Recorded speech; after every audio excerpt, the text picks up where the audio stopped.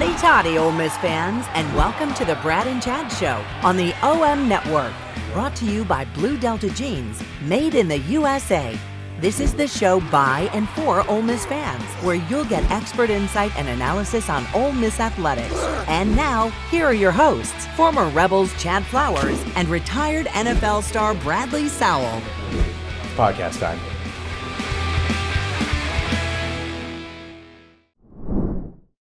Big show planned for today. We are in the beginning of December. There are already players from the Ole Miss roster that have joined the transfer portal. We are going to get into that. Huge changes in the college football playoff that will affect the Ole Miss Rebels. I also have my partner in crime, Bradley Sowell, on with me. Bradley, how are we today, man? Good, man. Been a couple days since we've been on here. A lot of stuff has happened, right? You got Hugh Freeze going to the Plains. I know Quinshawn re-signed today, which crazy kind of deal where you got to re-sign your players now. We'll get into that in a little bit as well. But yeah, excited to have Walker Jones on today, and he's head of the collective now, and man, what an effort Ole Miss has put forth to grow this thing. So excited to talk to him today. Yeah, so Walker Jones, executive director of the Grove Collective, also a former linebacker for the Ole Miss Rebels. He's joining us on the Nest and Wild hotline. Let's go ahead and bring him in. Walker, how are we today, man? What's up, fellas? Doing good. Walker, welcome in. Welcome in, Walker. Yeah, excited. Appreciate you guys having me. Looking forward to it. Yeah, absolutely. As much exposure, we want to give as much exposure to the Grove Collective as possible. And I'm just going to kick it off with some of the drama that's been going on with the last couple of weeks. So this is a little long-winded, but so obviously there were rumors with Lane and Auburn and how the resource advantage that Auburn was going to have over Ole Miss. Even ESPN and Chris Lowe reported that Auburn's NIL collective was 10 times what it is at Ole Miss, which is reported to be not the case. My question to you first and foremost, for that story that Chris Lowe did anybody ever reach out to you to confirm that, or was that something that just kind of they picked out of thin air? Yeah, first of all, no, they did not. And Chris Lowe specifically did not. Look, Chris Lowe's a fine reporter. He's got a big following. I know he's close with our head coach, but I think I did an interview a week or two ago about that, and my comment was, that's the definition of fake news, in my opinion, because we had not shared our information, publicly on what we had raised, and wouldn't do that at that time or in that manner, and so I think it was just a little bit of that, kind of traditional thought process. Well, Auburn's always going to be bigger than Ole Miss and always going to be a better job than Ole Miss. And, for the first time in a long time, I don't think that's accurate. I think, that our football program, and again, a lot of that's due in large part to Coach Kiffin and what he's done. So, that was, that was not the case. I feel very comfortable about where we are and where we are comparative to not only Auburn, but a lot of other people in the SEC. Walker, is there even a way to know, what other collectives have? I mean, I know it's not really out there and available. I know we've kind of announced where we are goals or where we're at, but I don't understand how you would even know unless, I don't even see a report what other people have. Yeah, Bradley, it's tough. You don't really know. And again, one of the things that I've learned in this whole world, you have to kind of deduct a certain percentage when you see figures quoted on NIL valuations and who's raised what. And there's just really no way to know. And so, I think that what I've told people is, look, we can't worry about what other people say, what other people are doing. All we can really control is what we can raise and how impactful we can be with our student athletes. And so it's never, and you guys know this, you've been a part of Ole Miss for a long time. It can't ever be a numbers game with us. We always have to be more efficient, more unified, and more effective with what we have. And if we're able to do that, then we're going to be able to compete. And so, the numbers you hear thrown out there, you can't really verify those things. No. And I, quite frankly, don't pay much attention to them. I just control what we can control because, when our people, as we showed out in Omaha this summer, when all our people get behind something and an initiative and a goal, we can be as impactful as any fan base out there. So that's kind of the approach we're taking. I think that's a good point because I actually had the same conversation with my former agents because they do a lot of NIL now. And honestly, it sounds like a lot of these numbers are complete bullshit. I mean, some of the stuff that's reported on them, I mean, it's nowhere near what's actually being reported. And I think that's an interesting point that people may or may not recognize out there is, man, some of these numbers are just absurd. And it takes a lot for them to actually get to that number within the actual deal itself. So it's interesting stuff out there. The good thing about what's happening now, we're learning more every day about it. And really, we're going through this cycle kind of for a full year now. And so we'll begin to see evidence of what's really happening in the marketplace. And hopefully with every day, week, month that goes by, we get a little more information, a little more fact, and not as much fiction and urban legend, which will help us all navigate it better. So, but until that point, it's really we're kind of feeling our way around in the dark and using the best information that we can find. Walker, how impactful, back to the Lane and Auburn stuff. So obviously Lane Kiffin has decided to stay at Ole Miss. How impactful was even the rumors that he may be leaving because of the NIL stuff affect the Grove Collective? Because it seemed like there was a groundswell of donations coming in with even just the rumor of him leaving. It was, and that's a great point. We saw when Brian Harsin was fired, whenever that was, with 4 or 5 games left to go in the season, we started to see an uptick in our membership and our donation, and I think that was a lot to do with that, the paranoia that we could lose coach, and so I think we saw. In the weeks following that announcement, we saw a big uptick in our membership drive and in our donations once we got, once the word had gotten out there that Lane was a potential target at Auburn. So I'm not gonna lie, we didn't shy away from fanning the flames a little bit there and using that to our advantage to boost our membership. But I will say this, probably. The Arkansas week and going into the Egg Bowl week, we saw it really kind of come to a screeching halt when people were like, "Well, wait, is he really going to leave?" And the concern that he could leave, and I think everybody at that point said, "Okay, I'm going to take a wait and see approach and see what happens." So we saw a big push and a big response to trying to show Coach that he should stay here, and we're committed to him and his program. And then I think we saw it kind of level off and really kind of stop dead when it got to the end of the season and a decision had to be made. You told us before the show started, you're in Nashville right now. You've kind of got a little meet and greet to kind of give some people ideas, answer questions about NIL. I'm sure you've dealt with this where certain fans are like, look, I don't agree with the NIL stuff. I don't want to pay the players. I'll donate to the university. What's your message to those types of fans that are uncomfortable with the NIL and maybe are hesitant to give to these collectives that are sprouting up with other universities and how that's working? Yeah, look, that's a great question, and one I get a lot, and I'll get it tonight, and I'll have to answer that question tonight. And my answer is, look, whether you agree with NIL or not, that's really not the question, because it's here, and it's going to be here. And the game is never going to be like it used to be when I played, when Bradley played, and others. It's just not.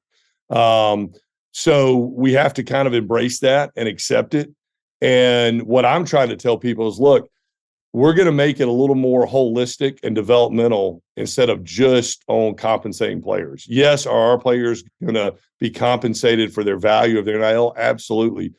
But I want the Grove Collective to be just as much about developmental and resources and more of a holistic approach to helping these athletes develop even further. So whatever money they're getting paid now, we're going to give them the tools to double down on that and make it even that much more valuable, and to understand how to accurately grow their NIL, how to run a marketing plan, how to network in businesses, because that's the way the rest of their life is going to be. When you get paid something, you have to give something in return. And so we want to show these athletes, look, this is how it's going to be from here on out for you. And we're going to give you some tools and some resources so you can truly maximize what you're doing.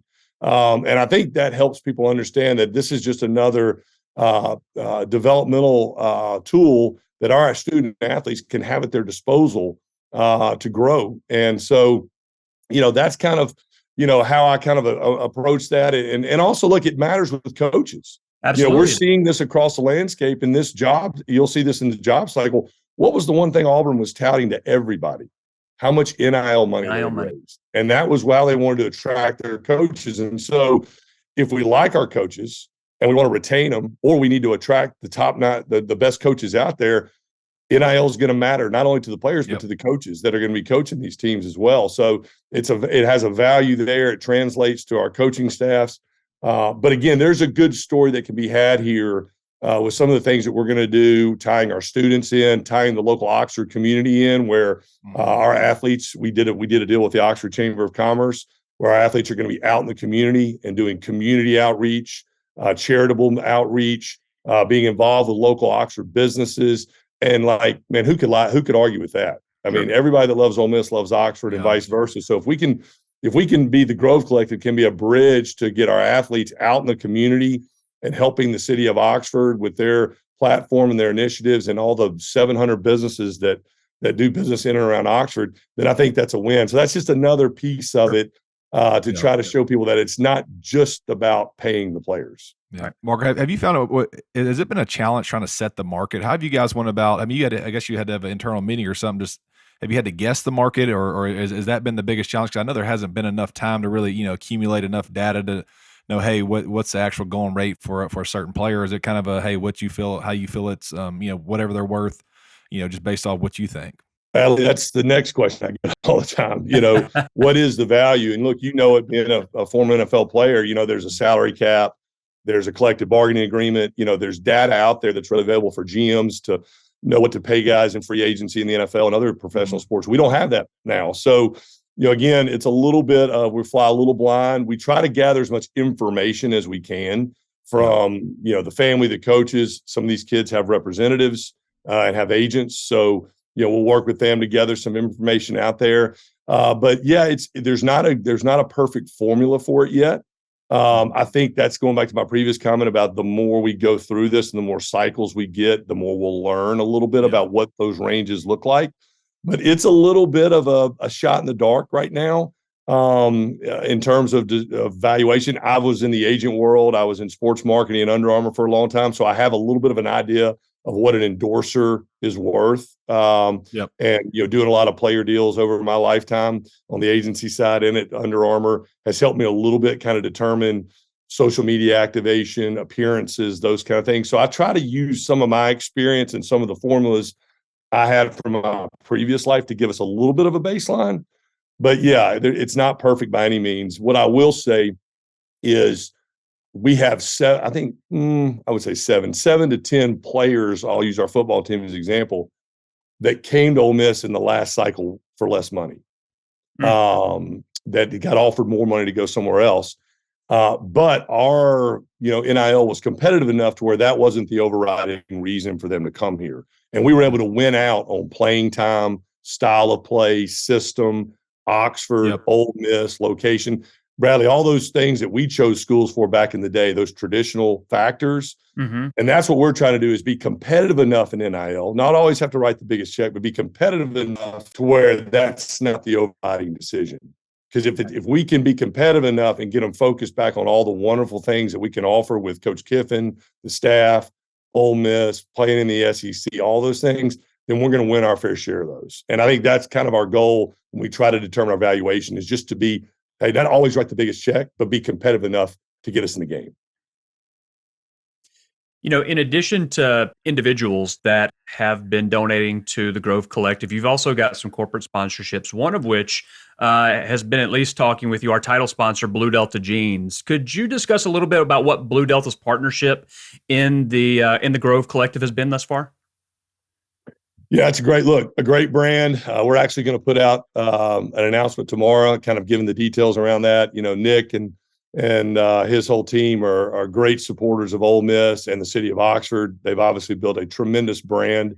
And, they're, again, when I was talking a minute ago about, finding those companies that are central to Oxford and central to Ole Miss, and our great brand, that's who we want to partner with. We want to partner with those people that have that type of standing in the Ole Miss community, and Blue Delta is a perfect example of that. And so what we're going to do is we're going to really work with Nick and the team to offer up some opportunities for our members, the Grove Collective members, to buy some jeans and have a percentage of those profits go back to the collective to support the NIL and its initiative. It's a great product that our members are going to love to have. We can customize them with the Grove Collective logo. That's awesome. And then we can have money go back to the collective from the purchase of those. So that's a way that Nick and a business like that can not only offer a great product, but also support the collective at the same time. So that one was really, really important for us. And we're going to announce a bunch of information on that one tomorrow. Well, I don't know how much you watch the pod, but we don't go very lightly on Nick on here. So I'm convinced he's the greatest salesman in America. If you can sell $500 blue jeans in Mississippi, you can sell anything in America. So we definitely don't take it easy on Nick on here. So true. That shows you how good he is. You're right. That shows you how good he is, for sure. I know. Do you have any other corporate partnerships you want to kind of break on our show right now, or are you going to keep those close to the vest? Yeah, there's one big one that I'm waiting on anxiously that I've teased out there a little bit. It's a global brand, really, to be honest with you, and we're going to be the first collective in the country that is going to announce this NIL partnership with this corporation. Due to the size of this deal and the brand that we're dealing with, I have to jump through a lot of hoops from a legality standpoint. They have a national PR team and marketing team. And so all the Ole Miss fans are wearing me out going, when are you going to announce it? When are you going to announce it? And I'm like, man, I would have announced yesterday. But when you're dealing with somebody of this stature, it takes a little bit of time to make sure you check all the boxes and everything's done, and they've got a full PR team. And again, what's going to be great about this is we are literally going to be the first collective and the first school to partner with this group in a national marketing campaign with our athletes across all our sports. It's going to solve a need for our athletes, secondly, and it's going to give us great validation in the marketplace. So I got my fingers crossed it's going to be here in the next 2 to 3 days, but it's coming and it's going to be big, and I can't wait. But we do, in addition to that, we have a bunch of others that have stepped up. One of the things we're doing now is we're coming up with a local kind of Oxford business consortium, again, with people like Blue Delta and others who have stepped forward, where we're going to offer up certain discounts and initiatives for all the Grove Collective members. They go in, they pay, they shop there. A percentage of the profit goes back to the collective, or they get some discounting, things like that. So we're about to announce on the website, again, hopefully in the next 48 hours, kind of this Oxford Ole Miss collective consortium, where either discounts or profits will go back to the Grove Collective members, the people who have signed up, and are in support of our athletes. And it's shop, dine, drink, all those things, local bars, restaurants, that's great, clothing stores, et cetera. So we've got that coming here shortly. And the Oxford community has stepped up, which I'm thrilled with. It's almost like you need an Oxford NIL tax, because I mean nobody really benefits more from good Ole Miss football than the restaurants in Oxford, right? If it's bad, it's not good. But there almost needs to be a little 1% tax there in Oxford. So that's something we get working on as well. Yeah, I'm trying to figure out how to get Robin Tannehill, the mayor, to let us dive in a little bit on that stadium tax, but they guard that pretty closely. So, but there's other ways we can figure that out, Bradley. And you're right. I mean, I think the town and gown relationship between Ole Miss and Oxford is so strong, and we want to continue to be a great partner of both of those. And we can be in that middle kind of conduit to those two things. So we're excited about that. Walker, right now, individuals can donate from anywhere to $21 a month all the way up to $50,000 a month. One of the questions that we got from our listeners, are there plans to allow smaller denominations, like maybe $10 for students, or, just someone else that, they want to be involved, but they're a little tight on cash? Do you have any future plans on, changing up how we can donate or the amount that can be donated to the collective? I feel like you guys have been in our staff meetings. You guys have thrown out things that we've talked about. Finger on the pulse here. Hey, look, great minds think alike. That's what we're going to say. Actually, we are, again, as part of this Oxford thing, that Oxford consortium that I was talking about, we are going to announce a student-led initiative here, again, hopefully in the next couple of days. which will be a low price point for our students to get involved, not only donate to the collective at a lower level, but also get some benefits for being a student member of the collective. Yeah. So we really want to tap into the student population. That's something we got asked about. We heard you, and we're about to launch it and execute it.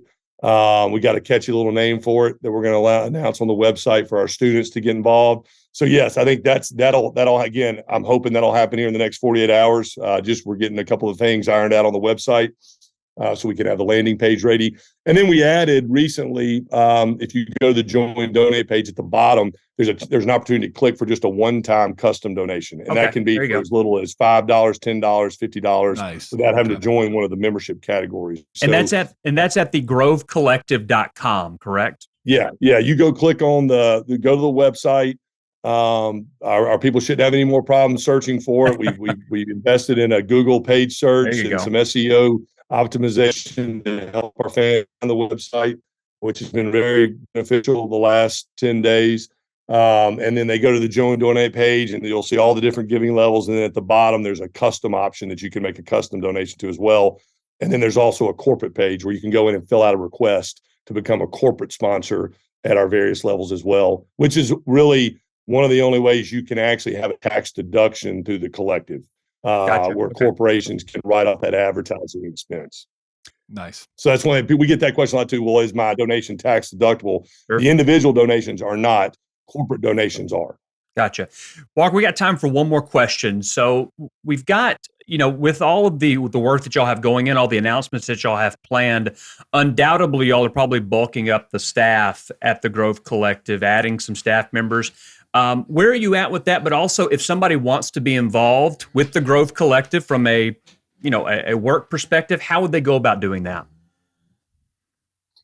Yeah, great question. Again, something we're working on, and we've got 4 full-time people working right now. I'm about to hire a 5th to help with some of the fundraising and development side, the membership management. We now have over 5,000 members now, so we need resources to help communicate and manage and cultivate those 5,000 people. That'll hopefully be 6,000 here in a couple of weeks. So we're looking at a couple different areas to hire full-time people. We have an office that we opened about a month and a half ago in Oxford. So we got a full-time office there. And again, my whole thing when I talked to Keith and the university about running this thing is that we're going to run it like a real business, and we're going to commit real resources to it because that's really the only way you can be successful. You got to run this like a real endeavor, a real business with committed resources because otherwise it's not going to be sustainable. And so we've got having the office there and having a full-time staff there has been really helpful. And we are continuing to hire. Like I said, I'll probably here in the next week, I'll have another employee that'll come on full-time, which will be our 5th employee. And if somebody's interested, they can obviously reach out to me directly. Or they can go, we changed our kind of navigation on the website where you can go in and do an email at info@thegrovecollective.com, which now comes directly to us and not to a third party in Indonesia somewhere. That now comes directly to us. So if they have a question or they want to help, they want to volunteer, they've got an idea, they can shoot us an email on the website at that, or they can reach out to us individually. And it's been awesome to see the response of our Rebel fans. Y'all talked about the Quinshawn re-signing today, which was a huge deal for us. Huge. That would not have been possible without our Ole Miss fans stepping up and joining at a record pace, getting us to over 5,000 members, 30 plus corporate sponsors. Our Ole Miss fans have answered the call and they've trusted us, which is something that's hard to do right now because people don't know a lot about it, but they've trusted the Grove Collective and they've answered the call. And making that announcement today about Quinshawn is doing no small part to our fans and their donation. Walker, safe to say after that Quinshawn announcement, we're running a little low on funds. We probably need to get back to work a little bit tonight. Yeah, look, he came here and we probably got a pretty good value for him this first year, so we probably got a little bit of a break on the front end. But now look, he's earned it. He's earned it, and he's a great kid. I mean, I don't know if you guys got a chance to be around him, but he's a phenomenal young man. Great family. They love Ole Miss. They're very appreciative for the opportunity they've been given here. And, every penny that we paid him, he's earned. and he's going to be the catalyst for this program. And that was our number one priority as soon as the Egg Bowl was over, was to get him. His deal was coming up here in December. Let's get him re-signed and use that as a catalyst going into, this next, couple months of recruiting and transfer portal and all that stuff. Yeah, that's why I'm glad you're in that position, man. You kind of understand it from a football standpoint. Hey, as soon as that game's over, get that ink dry, because you don't want him to get anybody else in his ear. So I'm with you. That was a great job by you guys. Exactly. Yeah, absolutely. And we want to thank you for your time. A lot of exciting stuff coming with the Grove Collective. We look forward to the big announcements that you've been mentioning on the show here today. And once again, thegrovecollective.com if you want to donate. Walker, Executive Director of the Grove Collective, thank you so much, man. Hey, thanks, guys. Keep up the great work. Love the show. Love what you guys are doing. And happy to come back anytime. So let us know what we can do to help. And you guys have a great one. Talk soon. See you, Walker. Appreciate it, buddy. Thank you, Walker. Thank y'all. That's Walker Jones on the Nest and Wild hotline. Remember, Nest and Wild, created by Southern Craftsmen, powered by decades of experience and passion for improving your quality of sleep. They are backed by a 99-night guarantee. They will help you sleep easy. Made locally, Tupelo, Mississippi. Find them on Amazon or nestandwild.com. So, Bradley, he's got me pretty excited. What was worse, John Sokoloff's sources or his internet? Oh, man, it wasn't good. That's okay. Hopefully we'll be able to piece together some of what he was saying, because he had some pretty exciting news there. But, that hotel room in Nashville was not doing him any favors from an internet connection standpoint. So, we talked already. I kind of led off the show with players in the portal. By my count, and this is changing by the day, it feels like. We've already got 7. Now, some are shockers, some are not. I'll say shockers. Some are a little bit of a surprise. The number one, Luke Altmaier, that's not a big surprise. Backup quarterback, lost the job to Jackson Dart. He's going to be joining the portal. We've got Damon Clowney. He was a relatively highly touted recruit that we had, defensive lineman. You definitely don't want to see anybody on the defensive line. Him along with Brandon Mack, who we announced the last show, he's going to be gone. So you definitely don't want to see anybody leaving from that position group. So 2 running backs, which aren't a huge surprise considering what we have with Quinshon Judkins, but Isaiah Woolard, Kentrell Bullock, and then 2 defensive backs, Derek Bermudez and MJ Daniels. He was another one of those highly recruited players that he was a 4-star, I believe, that's leaving out of the defensive back room. So any thoughts? It didn't seem like a lot of these guys were playing other than Altmaier, so I'm not hugely surprised. Yeah, I'm not surprised at all by anybody on that list. I mean, you knew Luke was going to go. We have our quarterback, right? Yeah, we have a quarterback. You have Marcel Reed coming in, which is going to be. I mean, he's gonna be a good player, man. I really like the kid. MJ Daniels a little surprising, but hey, he just never cracked the field, and that's just the way it goes now. The secondary's deep, so no core player. These are all players that are probably good enough to play for another team, and just aren't going to be able to do it at Ole Miss. So, nobody's surprised me yet at all. No, and there's some pretty big recruits that have shown up from other teams. There was a pretty big defensive lineman from Texas A&M that entered the portal. A good cornerback from Miami entered the portal today. So we're going to see where Lane starts targeting here pretty soon with the whining and dining that's going to happen with the transfer portal. Should be pretty interesting to see what he's able to bring in.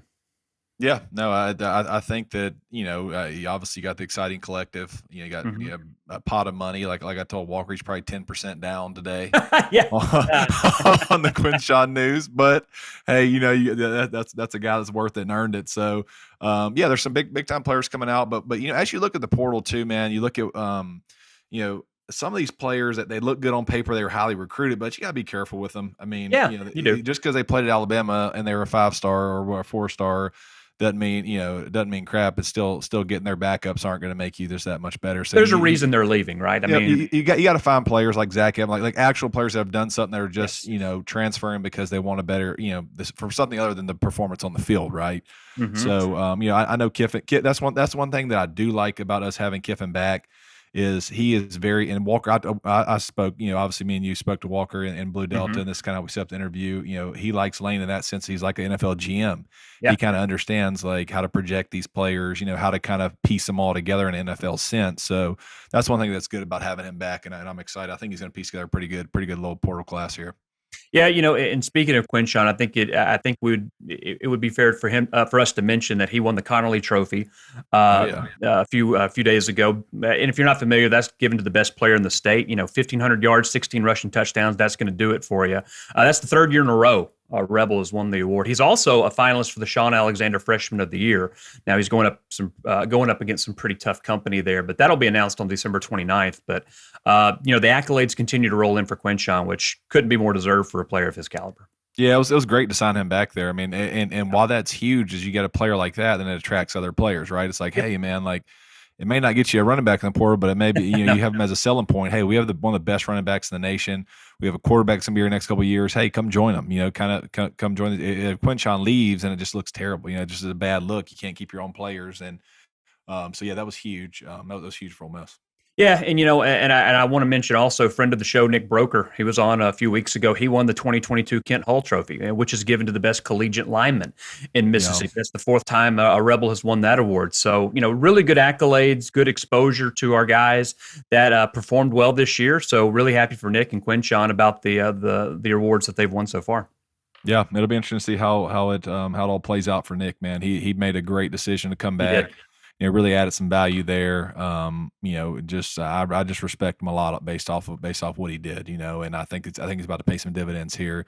You got the Senior Bowl invite. You got him and Mingo going to the Senior Bowl, which is neat.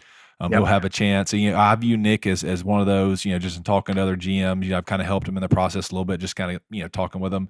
I view him right now as that third, fourth round guy somewhere in there, but like he'll have a chance to go to Senior Bowl, Combine, and really improve himself. If all goes well, Nick, he could really play himself into a decent pick. So he set it up really, really well. He's done well. Yeah, it's definitely helped his bank account out, you would think. And if one thing that I like to mention is if you need some help with wealth management, you can always give Jeff Griffin a call with the Stevenson Griffin Group at Baird Private Wealth Management. Don't forget Group's website, StevensonGriffinGroup.BairdWealth.com, or you give them a call, 662-841-1900. I had to sneak one of those in. And we have it on great source that he will help fill that wallet up. Yes. We have heard that very much. So yeah, Bradley, the show that we wanted to do today was mostly focusing on Walker Jones with the Grove Collective. Remember, thegrovecollective.com is the place to go. If you want to donate, you can do a one-time donation. You can do a monthly and several different interval options. There are different tiers where you receive different, I guess, perks, if you will, for whatever threshold you want to. Bradley and I are donating to the Grove Collective, and if we want to stay competitive in this environment, we're going to have to step up and continue donating, or else other schools are going to catch up. Yep, I agree, man, and that's kind of how that's kind of how we've kind of thought about this all along. Yeah, that's kind of how the show originated. It was, hey, let's get cool players on here. Let's help it grow. Let's help with the NIL. It's kind of our mission on the show as well. So it's going to be it's going to be something. And I'm like a lot of people, right? It to me it was odd seeing Quinshon Junkins have to announce, hey, I'm staying. Like, of course, a great player should be staying, but at the end of the day, you either get on board or you get left behind. Yeah, those are the rules. There's no other way to put it, man. You're going to have to go in. And I know a lot of the older guys, and I've talked to a lot of these guys. They just can't fathom having to pay these players. But if you don't, you will lose all your players. And that's just where, and we're hoping something comes along that kind of regulates this and makes it make more sense and creates more of a market, but it hasn't. And right now you either get on board or you get left behind, and man, it could set you back for a while. And I think almost a step up to the plate, and we just got to keep doing it anyway. And things will come, regulations will come out. They'll get this thing under wraps at some point, and then we'll kind of understand the market and, hey, this is how it can be handled. But you can't look at it like that. You just can't. This is what college football is right now. You have to do it. You just have to do it, or if you want a good team, and it benefits Oxford, it benefits your school, benefits Oxford. I mean, there's a lot of worse, a lot of worse places I put money than in a collective to help my schools. So I feel okay about it.